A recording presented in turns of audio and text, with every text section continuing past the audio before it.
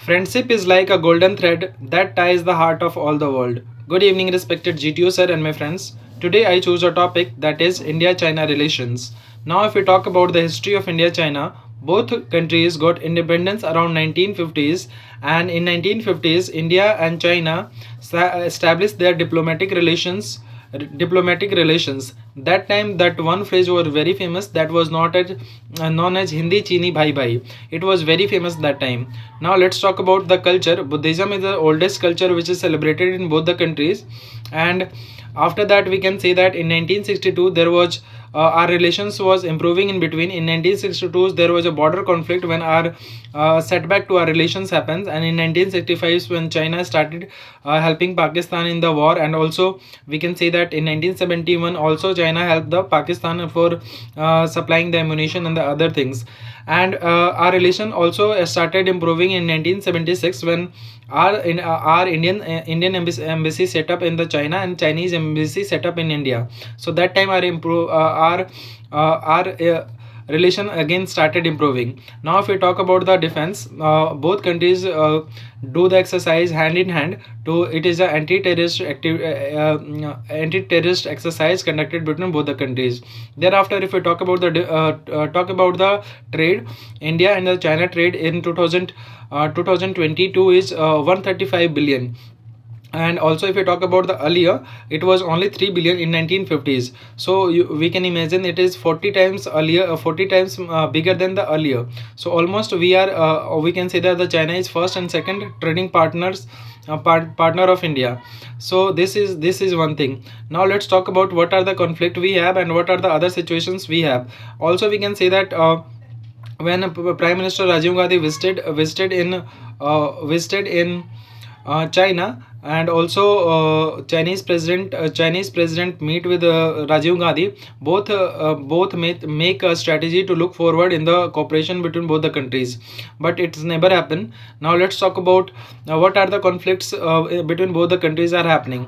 The first is that we know that Pakistan occupied Kashmir is the our territory. Even though China is knowing that China established the China Pakistan economic corridor that connecting the West China to Gwadar port of Pakistan. So this is one thing. Now let's talk about what are the other conflict. We can say that the whole Aksai chain is claimed by the China, and even the whole Arunachal Pradesh is claimed by the China. So these are the conflict we have. Also we can say that earlier also 1980s 90s there was a conflict regarding the Sikkim. Also we can say that Doklam issues was recent issues. Also we can say that there was time when Pangong Lake and this type of conflict was happening, and their encroachment or increasing. Also we can say that the Indian Ocean, China is spreading its footprint. So it is also a matter of concern, where we have seen that in recently China sending its most powerful radar and most spying ship into the port of Sri Lanka, Hambantota port. So basically these are very much threat for India. Now let's talk about what are the other things. We can say that the dams which is constructing nearby the Arunachal Pradesh, which is blocking our basically that is building on the Brahmaputra river. So if dam will be there, then China will able to control the water level, that so it can be dangerous for India.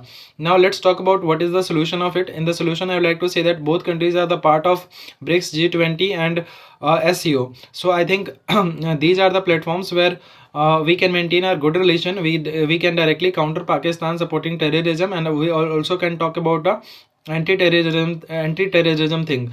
Now if we talk about what are the more disputes, we can say that when the Pulwama attack was happened, then Pakistan and India take the Masood Azhar in the global terrorist in the United Nations resolutions, but China using the veto power reject it. So this is one concern. Second concern with that, whenever we go into the any big platform, China has started opposing us, whether it is United Nations, whether it is G20 or other platform. So I believe that we should also negotiate with China, and also we should decrease our dependency with the China. So in the last, I would like to say that maintaining good relation is important for both countries. India, it's doing its great to maintaining good relation, but much more effort needed from the China side. That's all. Thank you, everyone.